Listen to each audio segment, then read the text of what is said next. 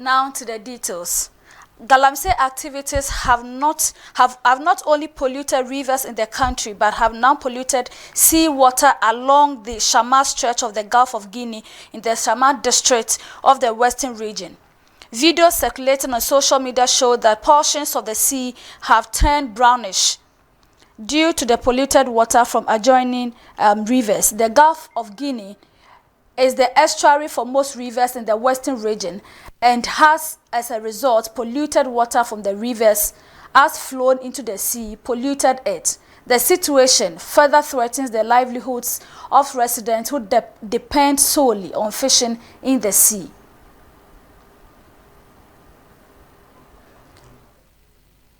Reporter Jacob Ban joins us to give us more updates on this Galamsey situation in the region. Hello, Jacob. Please, if you can hear me. Good afternoon. Yes, good afternoon, madam. How dire is the Galamsey activities in the western region? Well, Galamsey activities is on the rising, secondly Takrady or the western region in particular, especially if you go to Takwa, if you are on the stretch from Apimenim going to the border of Cote d'Ivoire, you could see there is a whole lot of Galamsey activities on that stretch, and it's causing a whole lot of problems in the region. If you look at the screen right now, you could see this video is on the I took this video on the 22nd of March when Ghana Water Company had or celebrated World Water Day, and we had to visit their plant in Daboasi. Then I took all these videos. It's actually causing a whole lot of problem in the region, and I think we should have to sit up and make sure things are being done on the good side, or else in a very short possible time we won't be getting a whole lot, or we'll be getting water in the region. Jacob, which areas in the western region can you tell are most affected by this menace? Okay, you can see, or let's say on the stretch of every community on the stretch of River Pra is being affected. Even if you go to Ankobra River too, recently they did, I think one of the bloggers also went there last Sunday to also take a video of the river to there. And it's affecting livelihood, since most of these communities, especially the Ankobra River, most of the communities there fish in the river. If you go to the port where the river passes, they also fish in the river too as well. So it's actually causing, right now they can't fish since they can't, or most of the fishes in the river are dead, and it's affecting their livelihood. Jacob, before I let you go, what are the authorities in the region saying about this whole situation? What are they saying? Well, for now, they've not said anything yet, but just that the Ghana Water Company has been giving warning, or is giving warning out that if care is not taken, very soon you have to import water from other countries to the country, and it will be very expensive for us to even get water to drink in the country, since their plants can't even process the water, or they have to add a whole lot of chemicals to their water to treat it well. So basically, the authorities have not done or they've not said anything yet, but this caution has been sent out by the Ghana Water Company that if care is not taken, you have to import water into the country. Well, thank you so much. We'll be coming to you often on this worrying situation in the western region, and then also across the country. Still on Galamsey. The fight against Galamsey seems lost with the menace ravaging the country and polluting water bodies. The Ghana Water Company Limited has warned that if Galamsey is not contained and curbed, the country will import water by 2030. While several interventions have been deployed to combat the menace in the past, Galamsey activities persist. However, some experts and activists are calling for a state of emergency to be declared as a measure to control and eradicate Galamsey activities in the country. A WASH technical supervisor specialist at the World Vision Ghana, Yao Ahin, says the government should declare a state of emergency against Galamsey activities in the country and earmark water bodies as security zones. We talk about community mining programs and all that. For me, when you say community mining program, it's just an English version of Galamsey. It's the same Galamsey that we are allowing people to do in the name of community mining. And look, nothing can compensate these people who engage in Galamsey. There's no livelihood that you provide for them that can compensate it. And so the only option for us is to stop it. Stop it. And then let's preserve our water bodies. Going forward, let's declare a state of emergency. And then declare these water facilities, water bodies, as security installations where nobody goes near. Elsewhere, that is what we've done. We talk about community mining programs and all that. For me, when you say community mining program, it's just an English version of Galamsey. It's the same Galamsey that we are allowing people to do in the name of community mining. And look, nothing can compensate these people who engage in Galamsey. There's no livelihood that... But in all the fights against Galamsey, what has the two leading candidates in the 2024 election been saying to fight against the country? Let's listen to what former President John Mahama and Vice President Dr. Bawumia are promising in the fight against Galamsey. About 1 million people are engaged in small-scale mining in Ghana. Our goal would be to help grow small-scale mining companies into large-scale companies, with capacity building and assisting them access finance for acquiring equipment. We intend to create many millionaires in the small-scale mining industry.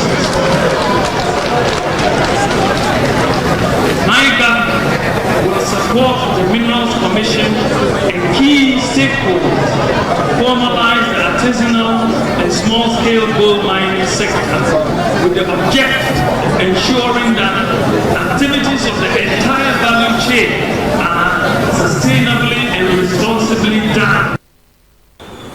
We will introduce and encourage technological innovation to improve capacity for coordinated monitoring of the small-scale and medium-scale mining sectors in order to reduce the environmental impact.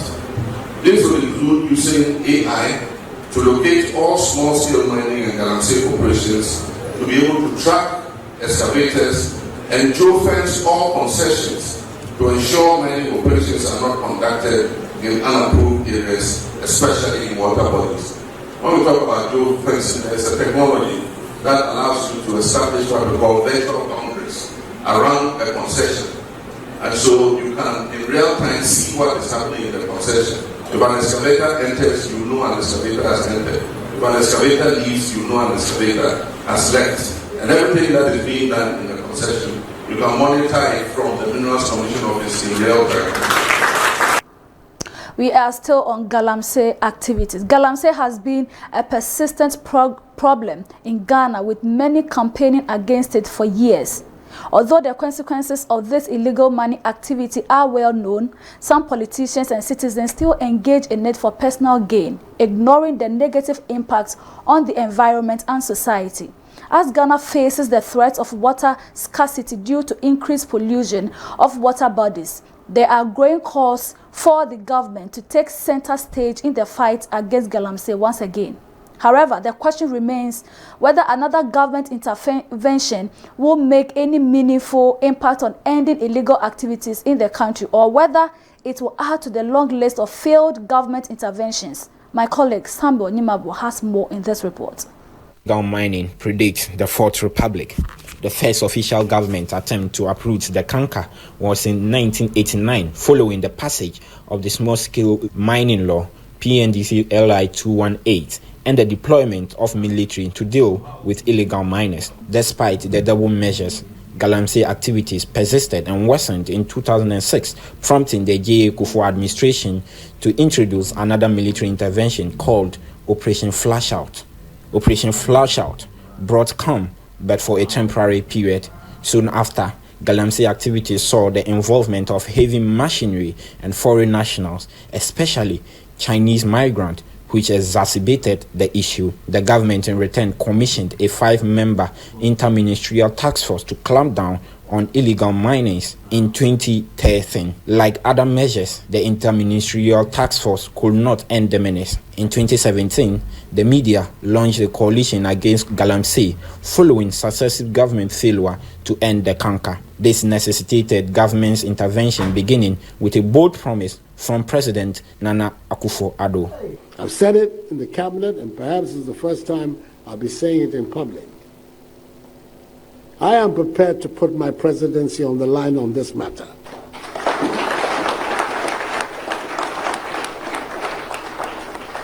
I've heard it being said that I should be careful. Many of these people voted for me, and if I continue this exercise, perhaps they will not vote for me again. If by the grace of God I'm in a position, my party allows me to go again, and I have the health and everything to go again, that I'll not get it again. And I'll say to myself, well, this is a choice that all of us have to make as human beings. You do what you think is right, or do you do what you think will allow you to get along? I think that you do what you think is right. That is what you're required to do. The president followed the promise with the establishment of Operation Vanguard, a joint military police task force comprising 400 servicemen from the military and police service to end small-scale illegal mining. However, political interference hindered the success of the task force amidst scandals of bribery and corruption. The president disbanded Operation Vanguard and authorized another military operation, Operation Halt 2, in 2021. Following the work of Operation Halt 2, the government launched the National Alternative Employment and Livelihood Program to ensure responsible, viable, and sustainable community mining in illegal mining communities. 3 years down the lane, water bodies have turned muddy once more. The Ghana Water Company has cut supply to communities around the mining site by 30% and has warned of dire consequences should Galamsey activities in water bodies persist. Some experts have warned that the country may begin to import water by 2030 should Galamsey activities not stop. With all these measures already implemented and failed, what more should be done? One thing is key: the fight against Galamsey should be one without political colorization, one without favoritism, one with ruthless determination and political willingness to arrest and prosecute all perpetrators irrespective of political affiliation. Until then, the country will continue to bear the dire consequences of Galamsey activities. Samuel Nimabu, ABC News Ghana. Away from Galamsey issues, let's head straight to Parliament. Now, Parliament was recalled for an emergency 2-day sitting following the majority's opposition to the abrupt adjournment of the House by the Speaker, Alban Bagbin. The majority further petitioned the House to be recalled, a move the Speaker of Parliament didn't agree with. However, the House was finally recalled for an emergency sitting on the 3rd and 4th of September to approve some outstanding bills and agreements. This sentiment for the 2-day sitting was not worth the cost of the country as the country incurred. These are some arguments of some people for the recall of Parliament. What are the key issues that were addressed at the 2-day sitting? My colleague Samuel Nimabo has more in this report. The 2-day emergency sitting saw both the majority and minority members go toe-to-toe with each other over bills and issues on the agenda of the House. The Speaker of the House, Alban Bagbin, even before the House began its major duties, slammed the majority for what he described as bad faith in the petition to recall the House. For instance, frequent recalls can disrupt planned legislative annual budget and workflow, drain national resources, and affect the overall productivity of Parliament. Honorable members, I invite members to, at the appropriate time, deliberate on this matter. Key among the issues discussed was the outstanding request for the approval of tax waivers for some 42 companies under the One District, One Factory. The minority maintained their position on the bill and argued they would not support it. That these tax exemptions are not in the best interest of the ordinary Ghanaian. Our position has always been and still remains that they should convert these tax exemptions into tax credit and otherwise maybe linked these tax exemptions into equity shares as stipulated in the Tax Exemptions Act. We will not support a giveaway of $350 million to crony businesses in a very opaque and untransparent manner. Majority Leader Afenyo Markin said the minority's opposition was not backed by any law. But to say that tax exemptions are being given to crony companies and businesses, Mr. Speaker, to say the least, is not backed by any fact. The House also discussed the menace of Galamsey in the country, with some MPs making very wild comments. Particularly in Mansia, where the running mate of MPP is coming from. If we are to look and investigate, you polluted the water more than us. You polluted the water more than us. The House also approved the Energy Sector Recovery Levy. The House also approved the Energy Sector Recovery Loan and relayed a reviewed LI on sirens and speed limit, but failed to approve tax waivers. The minority side argued that the two-day sitting was unnecessary and a waste of time for parliamentary candidates who had less than 100 days to campaign for the election. Joining us on the line is the Member of Parliament for Anya Sotum constituency and the member of the majority side in Parliament to have a conversation on this. Good afternoon, Honourable. Yes, good afternoon. Thank you so much for your time this afternoon. Please, will you say that the two-day sitting yielded no results?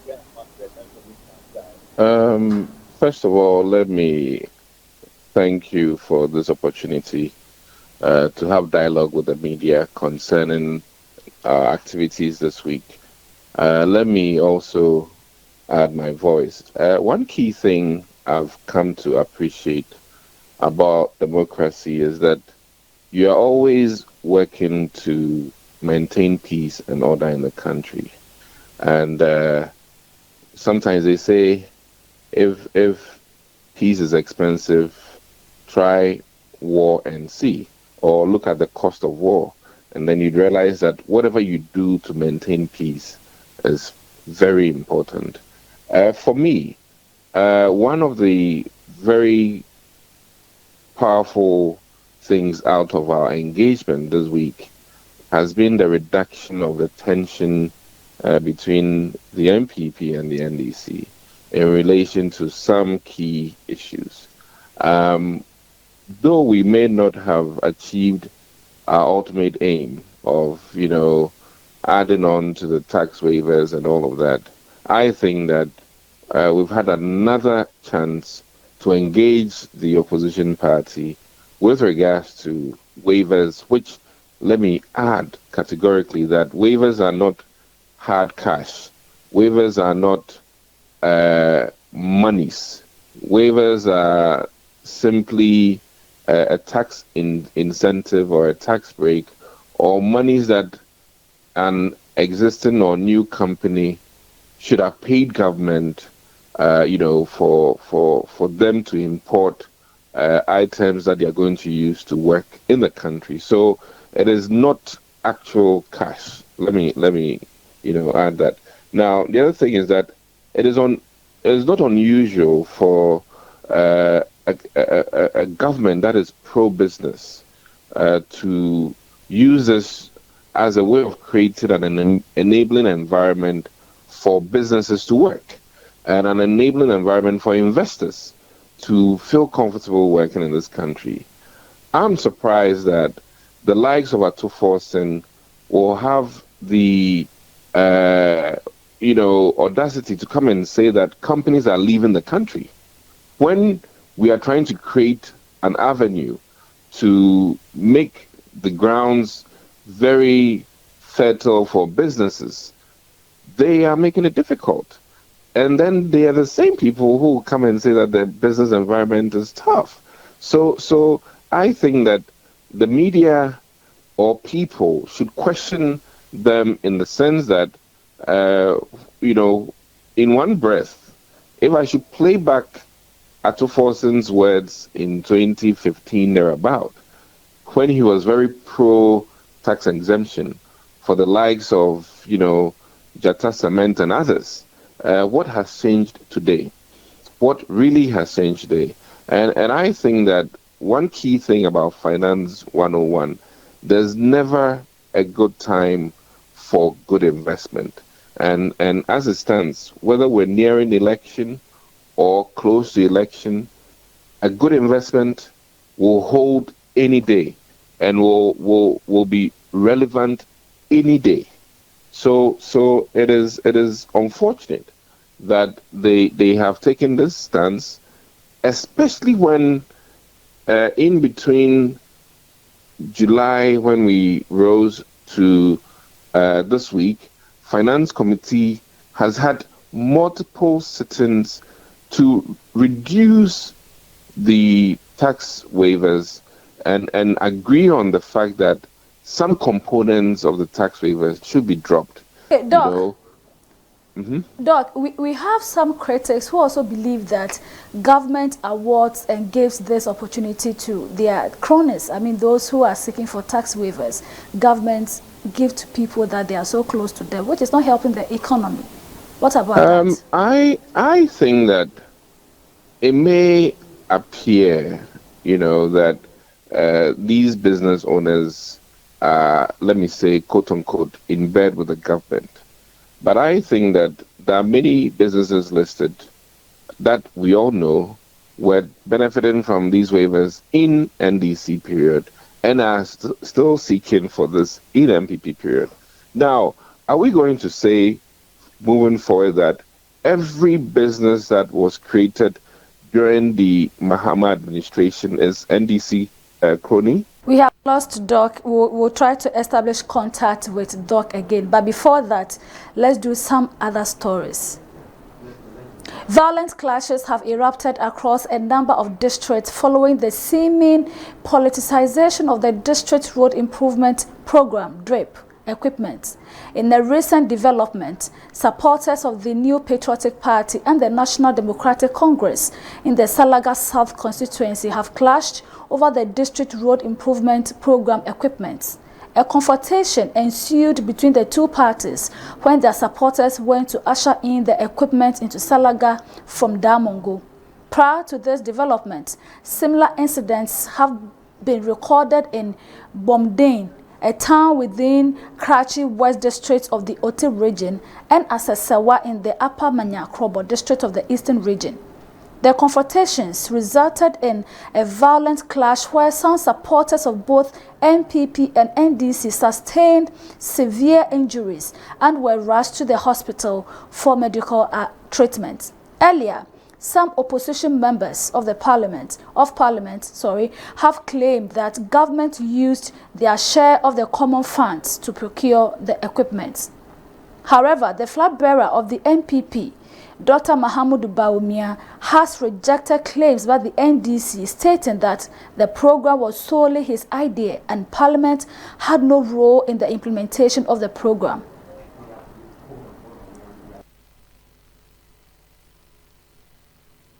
So this is one of government initiative. Let me say this is one of Dr. Bawumia's initiative and the role that he played to ensure that we expand our road networks and also ensure that we have good infrastructural projects in the country. It was launched about 2 months ago at the Independence Square, where we have colorful events. The president was there. We had some of the ministers also present, and then also we even have some other stakeholders, investors who commended government, and then the District Assembly Common Fund Administrator, who Natoshi, who also was there, and she also gave that assurance that they will ensure that these equipment will not be used for any political gains, however, just for the interest of society.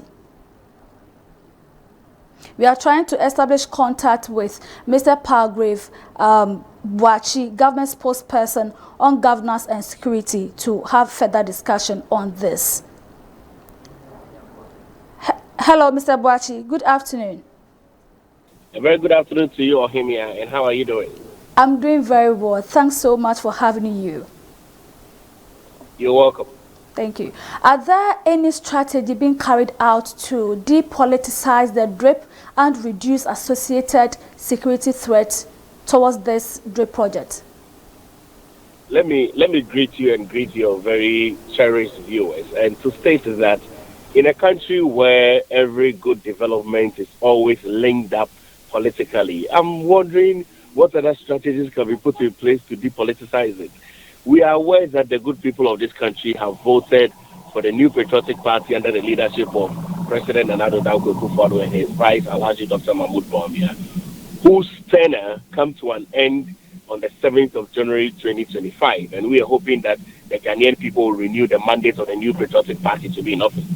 And so when government has made promises to the Ghanaian people and are delivering on the promises, it's very difficult to come to understand when people want to politicize promises that the government has made to the Ghanaian people. And look at the promises, from free senior high school to one district, one factory, to Agenda 111, to the ambulances, to the drones, to the schools that we are building, to planting for food and jobs, to the road network. How is it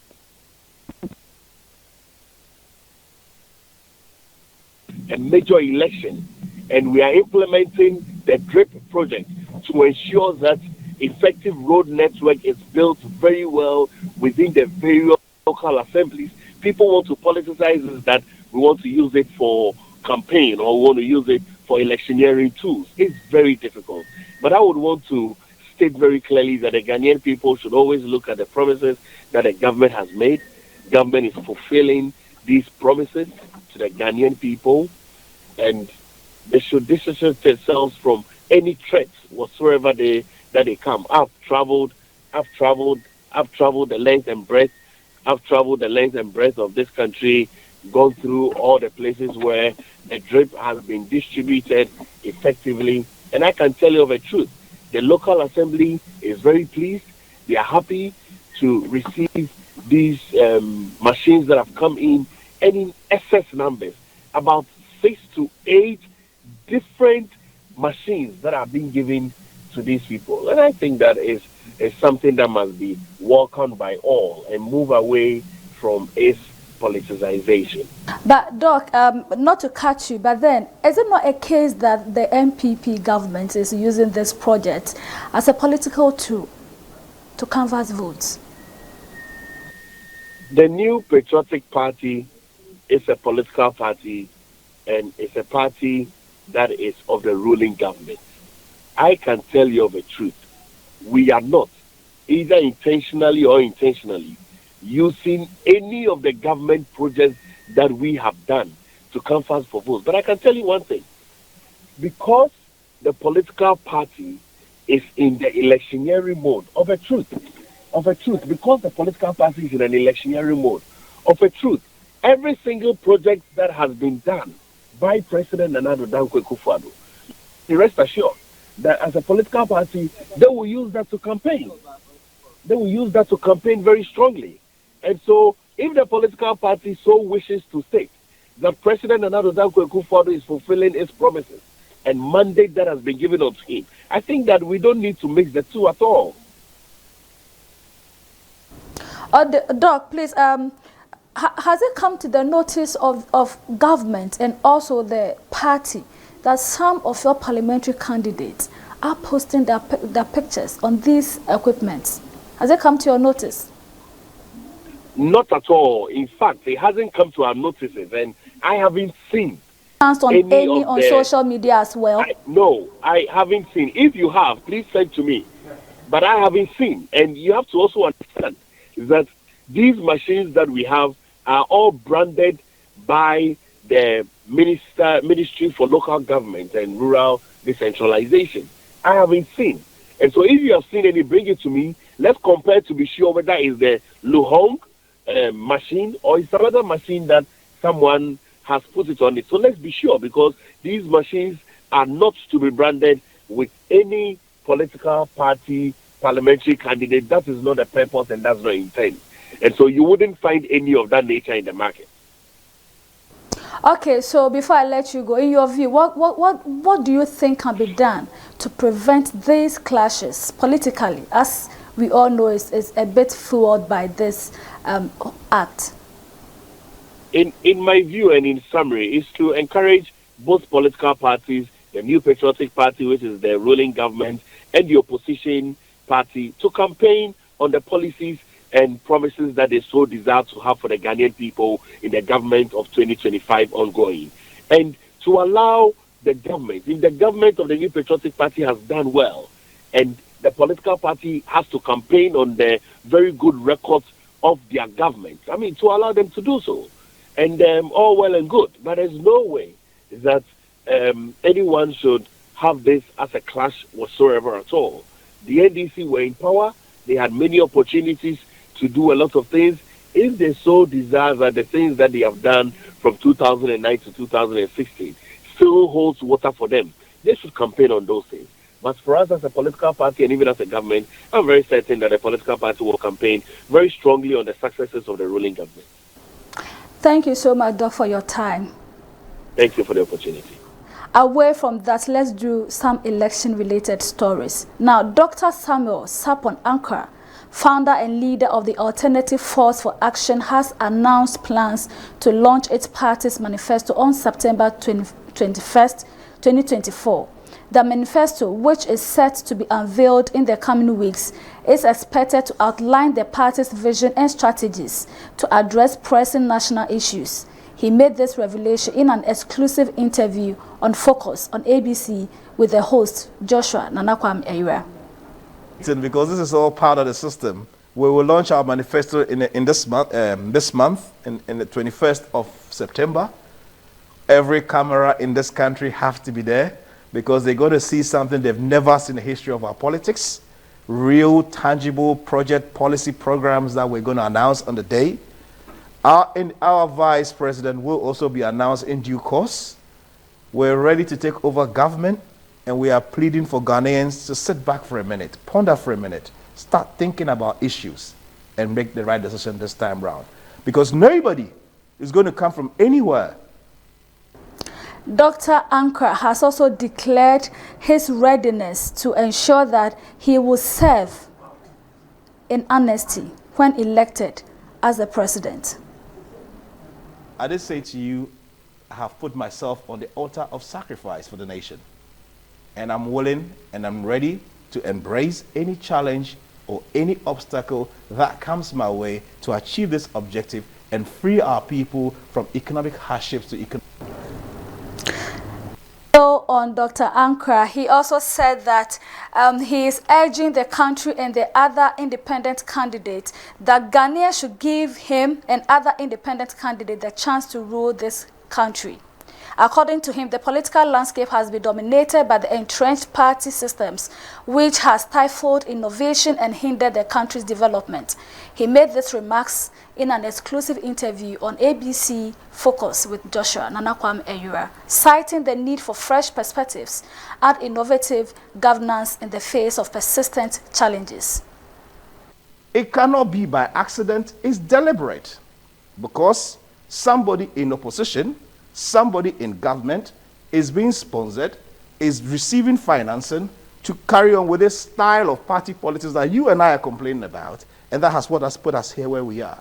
So if you want to have an independence from accomplices, from this status quo, then the time has come for us to think independently and choose an independent candidate free from all these encumbrances to make decisions and bring policies and programs that. Now to the NDC camp. The National Democratic Congress yesterday demanded a live broadcast of its meeting with the Electoral Commission today, Friday, 6th September 2024, to discuss findings and observations contained in the Provisional Voters Register for the upcoming December 7 general elections. General Secretary of the NDC, Fifi Fiavi Kweti, in a letter to the EC, said a live broadcast of the meeting will ensure transparency of the engagements. A similar letter was written on Tuesday, August 27, demanding an arrangement of this said meeting, which the NDC said is meant to discuss very serious discrepancies discovered during the ongoing 2024 voter exhibition exercise. So we spoke to Mahdi Jibril yesterday, and then today we'll be looking at other angles to it, as the Electoral Commission has rejected and denied their requests.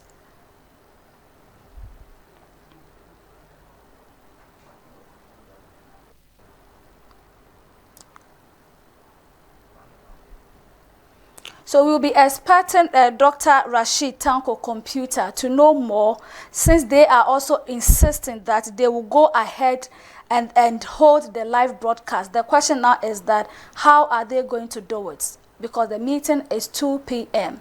and the EC has denied or rejected their request. So how do they do it? Would there be an infringement or a breach of an agreement or the decision by the Electoral Commission? Still on the NDC, as we try to establish contact with Dr. Rashid Computer. Still on the NDC, the National Democratic Congress has annulled the Memphis Central Parliamentary Primary that was conducted on May 13, 2023. The party, in a statement signed and issued by its General Secretary Fifi Kweti on Thursday, noted that the election has been the subject of litigation at the High Court in 2nd D. Mr. Kweti noted that the Functional Executive Committee of the party, at its meeting on Tuesday, 3rd September 2024, decided to annul the election and rerun same. Nominations will be open today, Friday, September 6, 2024, and will be filed on Saturday, tomorrow, that is September 7, 2024. Vetting and appeal will also take place on Saturday, and the election will be held on Sunday, September 8, 2024.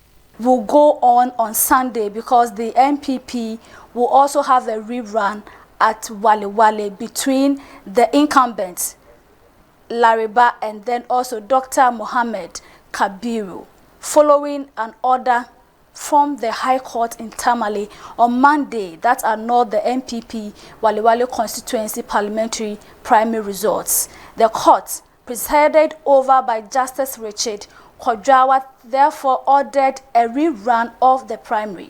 The court held that the election was flawed with irregularities, impersonation, and overvoting.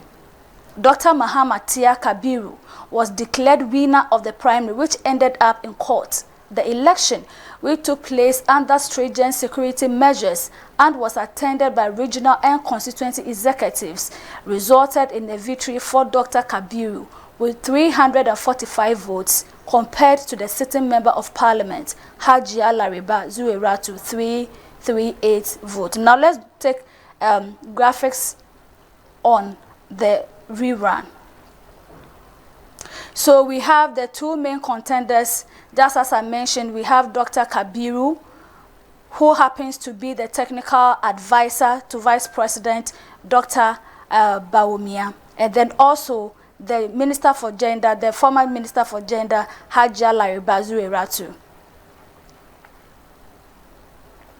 On June 2024, the Tamale High Court placed an injunction on Dr. Muhammad Tia Kabiru, restraining him from holding himself as the elected parliamentary candidate of the MPP for the Wale Wale constituency in the Northeast region. However, in a previous section on March 15, the party had asked the court to dismiss the case, but the court refused and fined the party 8,000 Ghana cedis. Now let's take a look at the relief sought by the plaintiff, that is the incumbent MP.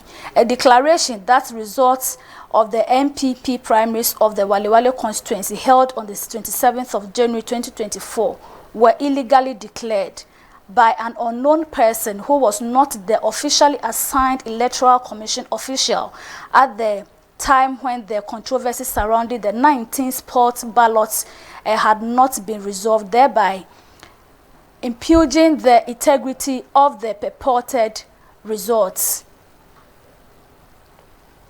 Then a declaration, the second relief by the incumbent, that is the plaintiff, the declaration was that on the 27th of January 2024, the primaries in Wali Wali was shrouded in with violation of the electoral rules and regulations, such as overvoting and then participation of dead delegates in the polls, for which reason, she said, the election are of no legal effect and then it must be declared null and void. 3. An order of the court annulling the purported result of the 27th January 2024 MPP parliamentary primaries in the Wali Wali constituency, and then also further order for a rerun of the said election. And then the order from the court for the ballot to be brought to court and then recounted, and where the ballots have been tampered with or cannot be procured, an order for that should be on a rerun. And then also there was a declaration that when the 19 alleged spot ballots are scrutinized properly, some of those ballots are valid votes in favor of the plaintiff, and then when added to the valid vote cast in plaintiff's favor, the plaintiff will emerge as the winner of the polls. So these were some of the concerns of the plaintiff, that is the incumbent, Lariba, asking the court to ensure that she takes that nod. Then summary of the judgment. Presided over by the Lordship Richard Mark Kodrawa, a justice of the Court of Appeal sitting with additional responsibility as a High Court judge, the court ruled in favor of the plaintiff, granting the 3 of her reliefs, that is 1, 2, and 3. In effect, the court agreed that the January election was fraught with irregularities and then also with violations of the electoral rules and regulations, such as the participation of dead delegates, impersonation, and multiple voting in the polls, for which reason the said elections are of no legal effect and that it must be called null and void. Relief 4, 5 were subsequently abandoned.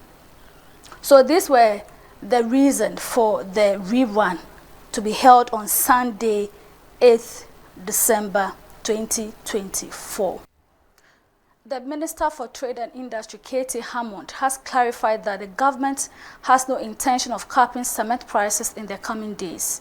This statement comes after the controversial LI on cement pricing took effect following the mandatory 21-day maturity period.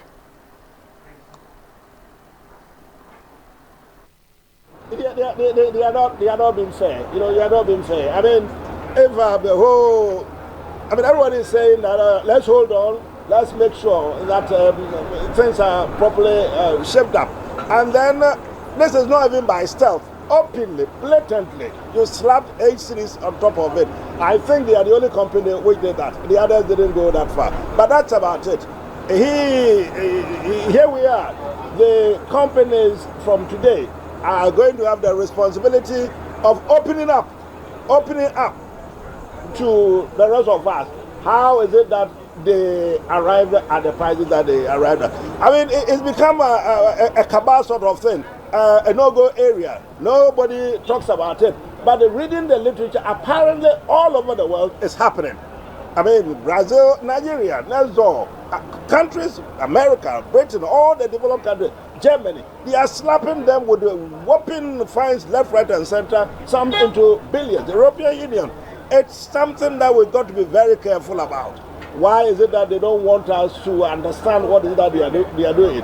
Just by their own whims, by their caprice, every day, just come up, we increase it by this, we increase it by that, because of the so-called foreign exchange fluctuations, while the law is in place now, and they're going to have me to deal with. Let's look at what is happening in the banking sector. The Bank of Ghana has disclosed that non-performing loans, that is credits, that have gone bad in the banking sector increased by 49.4% to 20.4 billion in June 2024, up from 13.7 billion Ghana cedis in the same period last year. This, the central bank lamented, reflects a deterioration in both domestic and foreign currency dominated loans in the period review.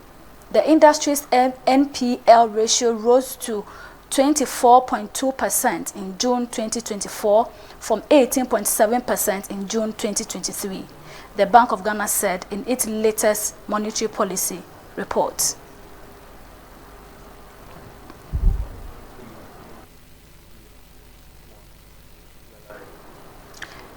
Let's take a break. We'll be back shortly.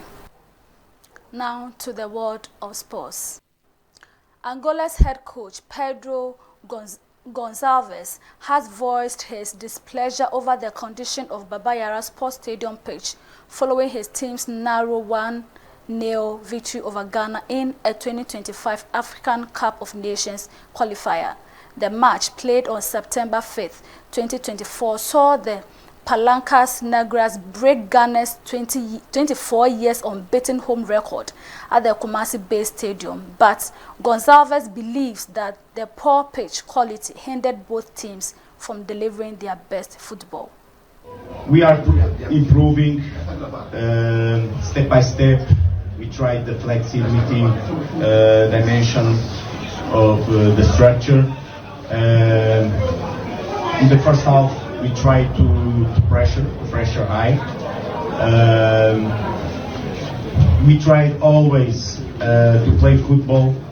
The pitch is difficult. I think a country like Ghana deserves better stadium with a better national pitch for playing football, because they are lovely players. They deserve a better. Meanwhile, in recent years, successive Ghanaian governments and political parties have prioritized the construction of astroturfs and other sporting infrastructure, with several flag bearers making promises of building new stadium. However, many Ghanaians have expressed frustration with the lack of proper maintenance of existing facilities. The Baba Yara Sports Stadium, one of the country's most iconic football venues, has been a focal point for such concerns, as well as Ohene Sports Stadium. Football fans across the country have called for better upkeep of stadium rather than focusing on building new ones. Angry fans threw objects onto the pitch yesterday when the Blasters had a clash with the Angolans. As Ghana prepares for the future matches in AFCON qualifiers, the condition of the Baba Yara Stadium is likely to remain a major talking point among football fans, coaches, and players alike.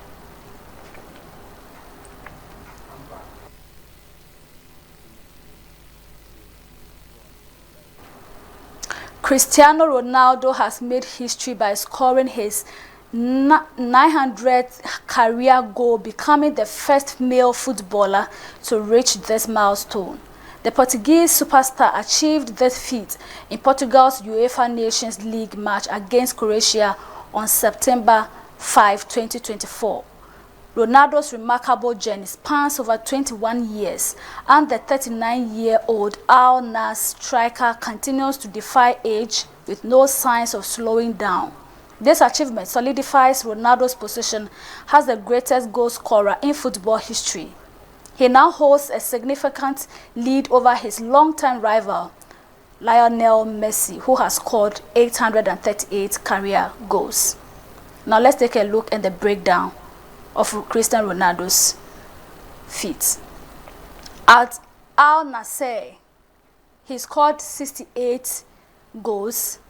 And then also at Juventus, he came through with 101 goals. At Manchester United, he had 145 goals. And then also at Portugal, he scored 131 goals. Then when we go to Real Madrid, he did 450 goals. Sporting CP, he scored 5 goals. So it comes to a total of 900 goals.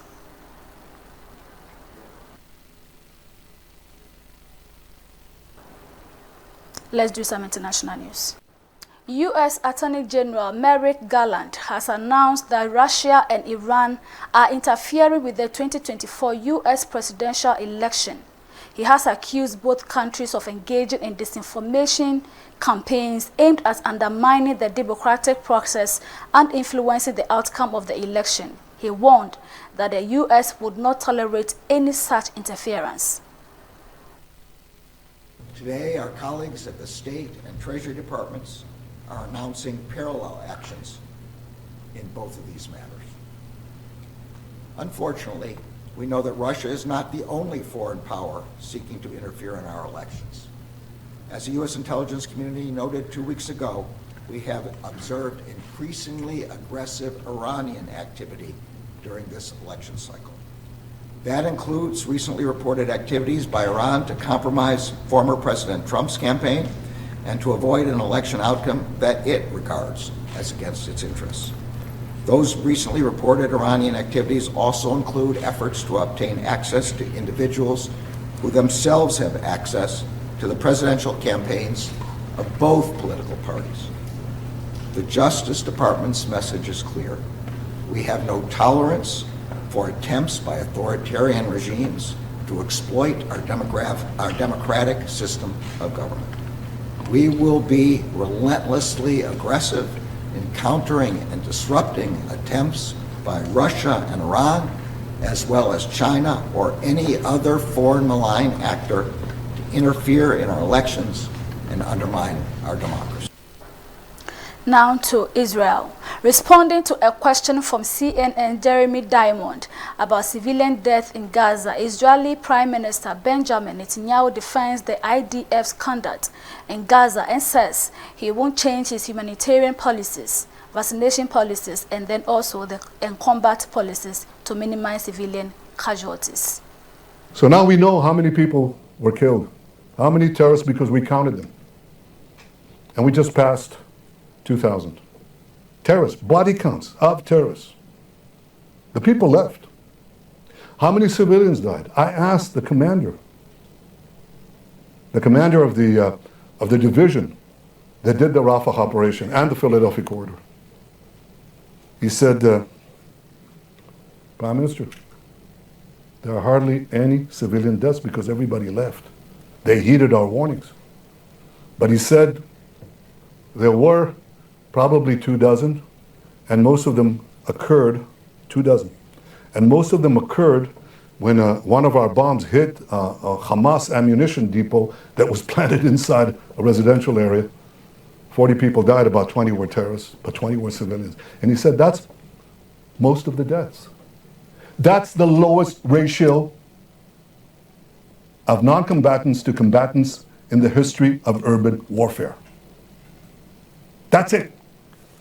Now report honestly, because you accused us of something that is outrageous. And in fact, the accusations against us are outrageously false. Humanitarian aid?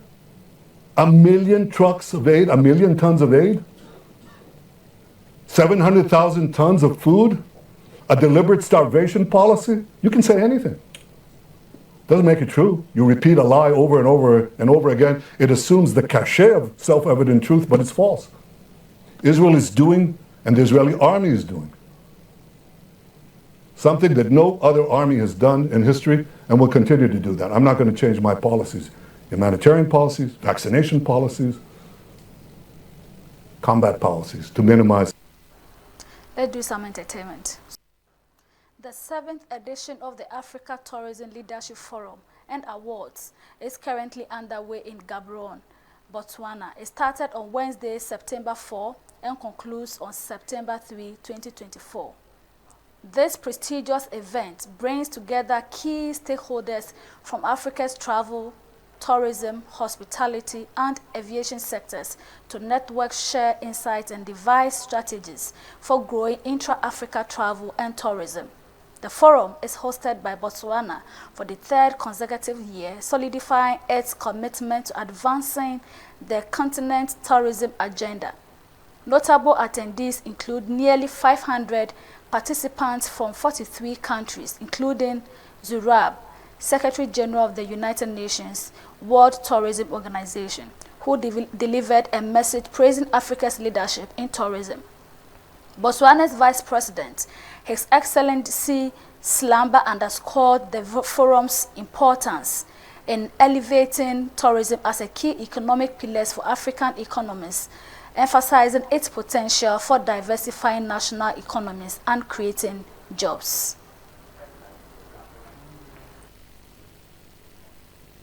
My name is Ohimia Amponsa on behalf of the crew. Thanks for your stay.